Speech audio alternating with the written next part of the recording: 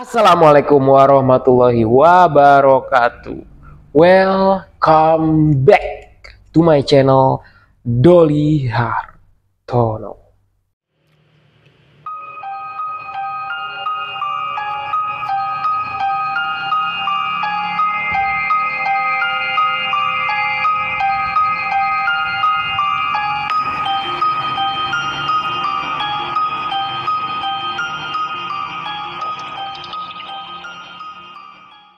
Halo barudak clear, apa kabar kalian semuanya?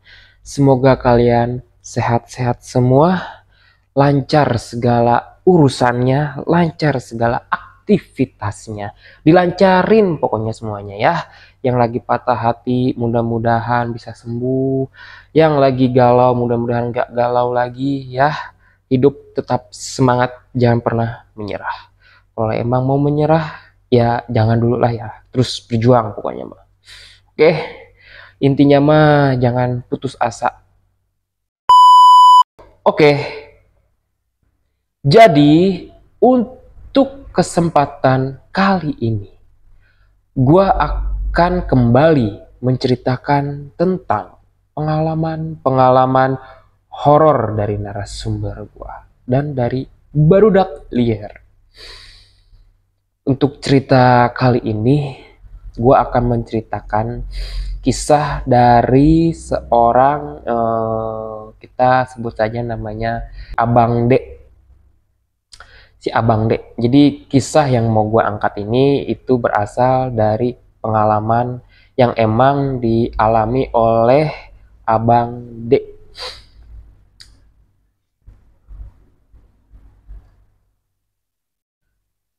Bagaimana kisah dari si Abang D ini?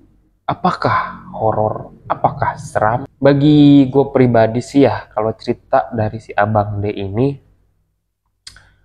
ya cukup menarik sih bagi gue gitu ya. Cukup menarik dan apa ya jatuhnya ya, nggak masuk akal sih jatuhnya gitu. Cuma ya nggak ada yang nggak mungkin sih ya di dunia ini ya. Jadi ya bagi kalian yang penasaran, tetap fokus, pokoknya mas stay fokus, stay sampai selesai.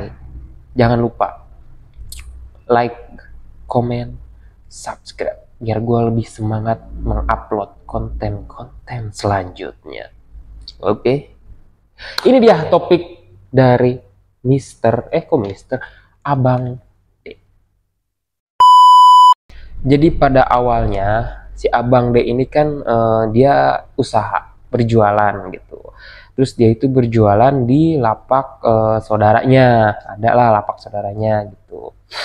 Dan terus ya seperti biasa, dan si Abang D ini kan dia usahanya itu apa ya jatuhnya ya, usaha malam lah gitu, dari sore sampai ke malam dia usahanya. Mulainya dari sore start sampai malam ya sehabisnya ya gitu. Mau itu sampai jam 12 ataupun sehabisnya bisa pulang cepet gitu. Ya pada intinya dari sore sampai malam lah gitu. Untuk awalnya sih ya ketika si Abang D ini berjualan usaha lancar-lancar aja gitu, nggak ada yang namanya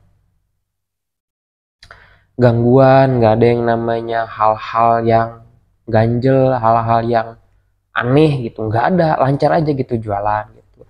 Sampai pada akhirnya jadi si Abang D ini kan dia mau siap-siap tutup.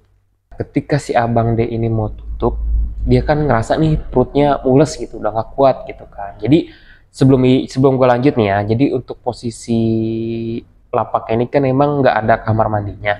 Ada memang kamar mandinya, tapi itu tuh adanya di pinggir sungai. Jadi jatuhnya itu ada di bawah. Jadi masuk dulu ke pemukiman warga, turun ke bawah, baru tuh ada kamar mandi umum. Kamar mandi yang emang biasa digunain sama warga gitu. Itu posisinya emang pinggir sungai si kamar mandinya ini, kamar mandi umumnya ini gitu. Nah oke lanjut ya. Jadi si Abang D ininya kan lagi mules, udah nggak kuat kan, ya udah di ujung gitu kan, udah nggak bisa ditahan lagi gitu. Mau beres-beres ya udahlah, si Abang D ini mau nggak mau ya udah dinantiin dulu nih buat beres-beresnya. Mau lanjut lah dia nih ke kamar mandinya, langsung ke kamar mandi.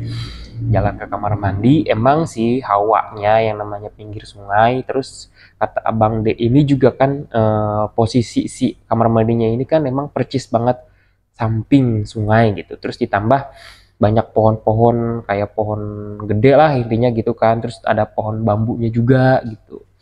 Ya udah si Abang D kan nggak mikir ke hal yang aneh-aneh ya. Yang penting kan mulesnya hilang lah gitu intinya ya. Beres dia buang air, pas beres keluar nih, emang dia kayak ngerasa gimana gitu, hawanya tuh beda gitu ya. Mungkin pertama malam sepi gitu kan, udah jam ya waktu itu tuh kata Bang D dia selesai beres itu jam 11 setengah 12 lah. Udah keadaan sepi rumah warga gitu. Terus juga ditambah posisinya juga di pinggir sungai, terus banyak pohon-pohon cemara, pohon-pohon gede, pohon-pohon bambu gitu. Ya udahlah nggak ambil pusing, yang penting mulesnya hilang gitu. Lanjutlah Bang D beres-beres. Selesai beres-beres, pulanglah nih si Abang D. Sesampainya di rumah, biasa kan Bang D nyantai dulu gitu di depan rumah terasnya gitu, nyantai dulu, rokok, ya sambil-sambil ngitung pendapatan lah gitu ya. Nah, si Abang D ini kan dia emang kerja kan biasa ya gitu ya, pakai jam tangan kayak gitu kan intinya. Nah, dia kan mau lepas jam tangan nih si Abang D ini kan. Pas si Abang D ini ngebuka jam tangan nih, itu tuh tiba-tiba pas ngebuka ada luka cakaran. Jadi posisi luka cakarnya tuh begini. Jadi pas di atas ke bawah gitu. Jadi posisinya pas di sini nih, di sini nyakar gitu. Itu tuh jumlahnya ada tiga, kayak tiga kuku lah gitu yang nyakar. Nyakar gini, pas ngebuka kok, lah ini siapa yang nyakar kata Abang D gitu kan. Ini kok kayak nggak masuk akal. Pas gua berangkat nggak ada luka, pas gua lagi BAB juga nggak buka jam tangan masih tetap dipakai. Kenapa tiba-tiba pas dibuka ada luka cakar kata Abang D gitu. Mikir dong Abang D ini siapa yang nyakar gitu kan. Kok perasaan tadi pas di kamar mandi mah biasa aja. Pas jualan juga nggak ada hewan, nggak ada apa-apanya gitu kan. Ya logikanya kalau emang hewan juga ya nggak bakal nembus dong. Otomatis kan pasti kehalang sama si jam tangannya ini gitu, nggak bakal mungkin bisa tembus. Nah ini kenapa bisa nembus gitu kata si Abang D. Berpikir lah, tapi pada ujungnya ya udahlah biarin aja gitu. Yang penting nggak nggak terjadi hal-hal yang emang parah atau kayak gimana kayak katanya gitu. Lanjut tidur nih, pas tidur udah biasa, nggak ada hal-hal yang aneh, nggak ada hal-hal yang emang bisa dibilang ganjel ataupun hal-hal horor kayak gimana, nggak ada. Lanjut jualan nih si Abang deh kan, pulang. Pas pulang udahlah istirahat nih Abang deh. Pas istirahat istrinya kan emang belum tidur gitu, biasa posisi kan lampu dimatiin nih. Nah tiba-tiba si istrinya nih kayak gini-gini ngebangun-bangun si Abang nih gini. Kenapa sih katanya si Abang deh, itu kayak ada Mbak Kun katanya gitu. Mbak Kun siapa kata gitu kan. Itu ada Kunti katanya, kata si istrinya si Abang D ini. Di mana? Itu tadi dekat lemari. Mungkin nggak tahu ngehayal atau gimana ya. Nah, walau alam gitu. Kata si istrinya itu dia lagi berdiri gitu. Nggak ada pas dilihat si ama Abang D ini. Emang kan posisinya pas itu kan istrinya lagi hamil. Posisinya kan lagi hamil. Jadi kan si Abang ini berpikir takutnya gitu ngeganggu ke janin atau gimana gitu, makhluk-makhluk yang kayak mereka gitu. Ya udah dari situ kan berdoa nih si Abang deh gitu kan, ya minta selamat kayak gitu ke Gusti Allah gitu, minta ngedoa minta selamat gitu dari hal-hal yang emang tak kasat mata dari atau dari jin-jin yang niatnya mau ganggu gitu. Nah lanjut nih, besokannya jualan kan. Nah pas jualan biasa aja, nggak ada hal-hal yang gimana-gimana. Terjadinya lagi pas di rumah. Kemarin kan istrinya, nah sekarang si Abang D-nya nih, dia lagi tidur. Jadi posisinya itu si Abang D ini dia lagi tidur, dia mimpi ada pocong. Jadi posisinya tuh dia kayak gimana ya, kayak mau ngehajar si pocongnya katanya gitu. Mau ngehajar si pocongnya, pas mau ngehajar gini, pas bangun, nah itu istrinya. Untungnya katanya pas mau diginiin tuh keburu bangun lah gitu, keburu gitu, melek matanya pas gini. Astagfirullah, kaget abang deh kan pas mau ditikam gitu sama si abang deh. Jadi dalam mimpinya itu si abang deh ini kan ngeliat pocong, dikejar nih sama si abang deh. Nah si pocongnya ini tuh ngumpet, kayak ngumpet di tiang, dikejar kan. Nah pas nongol si pocongnya pengen diginiin gitu, pengen ya kesannya pengen dipukul gitu. Pas bangun nggak taunya istrinya, pas banget kata si abang deh gitu, pas mau begini nggak taunya pas bangun istrinya katanya gitu. Ya langsung istighfar, astagfirullahaladzim, nih kenapa nih kasusnya dari kemarin ada yang kayak gini, pertama dicakar, kedua ya ada si kuntilanak, terus mimpi ada pocong, ini gimana, ini maksudnya gimana, maksudnya nggak ngerti gitu si abang di ini. Ya udahlah si abang ini tetaplah berdoa gitu kan. Terus dia ingat-ingat nih, ini awal kejadian itu pertama pas di kamar mandi. Sebelum gue berangkat ke kamar mandi, nggak pernah nih terjadi apa-apa, kata si abang deh gitu kan. Tapi pas gue beres dari kamar mandi itu, kenapa kejadian-kejadian kayak gini tuh suka ada, kata dia. Dia mikir nih, apa gue balik lagi nih ya ke kamar mandi gitu, maksudnya ya udahlah gitu, jangan ganggu atau kayak gimana katanya gitu.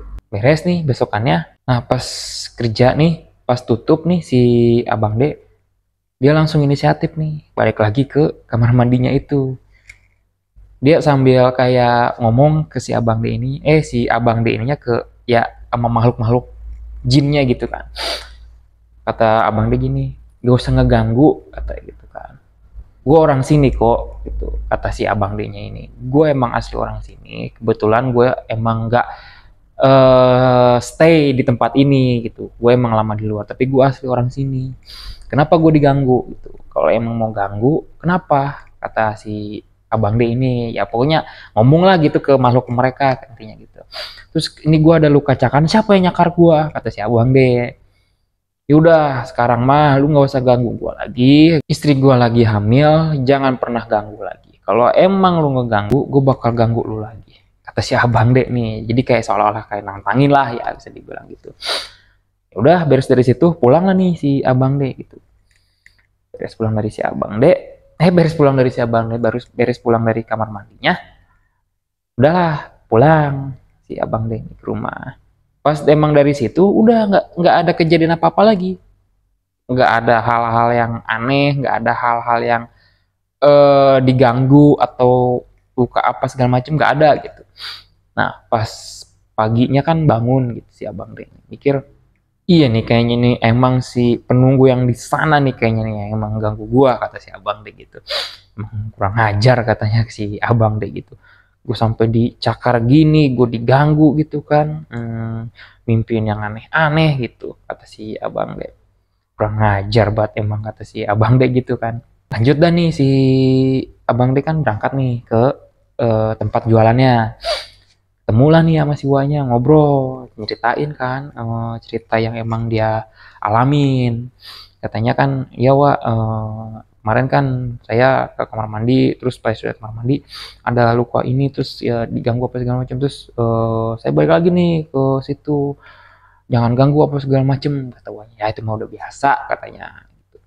Ya mungkin orang-orang yang emang di situ mah udah biasa, tapi kan kayak kamu mah bisa dibilang ya emang asli sini, tapi kan kamu kan bisa dibilang jarang ada di sini, katanya gitu. Mungkin ya mereka-mereka entah itu baru ngelihat kamu atau penasaran sama kamu, ya nggak ngerti lah wah, ya intinya mah ya yang penting ya kamunya selamat, nggak sampai kayak gimana-gimana gitu. Ya wah, kemarin juga saya datengin ngomong, wah pokoknya ngomong segala macem lah ke mereka. Ya alhamdulillah sih sekarang udah nggak gimana-gimana lagi gitu, nggak mimpi yang macem-macem lagi gitu, kata si abang D ini cerita ke si Wanya. Udah alhamdulillah kalau kayak gitu mah, ya lain kali kalau misalkan emang mau ke kamar mandi ya intinya berdoa aja gitu. Apalagi kan tempatnya ya bisa dibilang apa ya, kalau bahasa keeng gitu, jadi serem tempatnya tuh. Jadi emang pinggir kali gitu kan, pinggir sungai, terus juga ada pohon bambu, ada pohon gede katanya gitu. Udah yang pada intinya mah kamunya selamat, terus juga ya si calon anak kamunya ini juga baik-baik aja, nggak sampai kayak gimana-gimana gitu. Ya udah intinya mah selamat gitu, alhamdulillah, kata Waknya gitu. Ya Wak, kata si abang begini. Nah beres dari situ ya alhamdulillah, sampai ke sekarangnya itu nggak terjadi apa-apa lagi gitu. Ya kalau bagi gua pribadi sih ya nggak masuk akal ya. Jadi yang namanya kita kan ini kan ketutup benda mati ya. Ya otomatis kalau makhluk hidup mau nyakar ataupun kita sebagai manusia mau nyakar ya nggak tembus lah, bakal ketahan gitu sama apa yang kita pakai ya. Contohnya baju nih kita nyakar gitu ya, nggak bakalan nembus gitu kan, jatuhnya ketahan sama baju kita gitu. Nah ini tembus gitu ya, kata gue. Ya gue emang mikir makhluk seperti itu tuh ada gitu. Jadi ya bagi gue ya bisa dibilang dia tuh jahil sih ya, kalau bisa gue bilang jahil. Jadi jatuhnya ya lu ngapain main nyakar-nyakar orang yang nggak salah, jatuhnya kan gitu.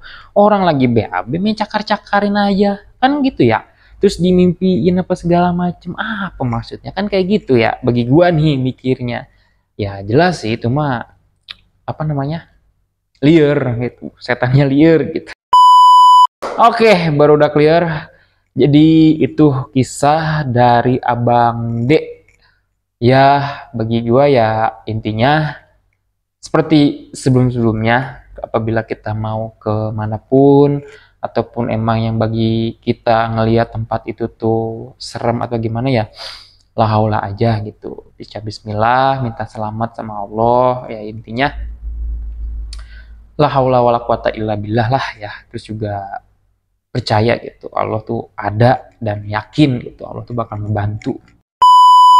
Nanti kita akan lanjut, entah gua akan menceritakan cerita horor atau gue mau nge-react penampakan-penampakan lagi, atau gue lagi pilek gak enak banget, atau cerita-cerita liar lah pokoknya ya, atau vlog-vlog liar ya, nantiin aja ya pokoknya, standby terus, jangan lupa nyalain loncengnya. Tapi sebelum nyalain lonceng, subscribe dulu, di like. Oke, sekian dari gua, wabillahi taufiq wal hidayah, wassalamualaikum warahmatullahi wabarakatuh.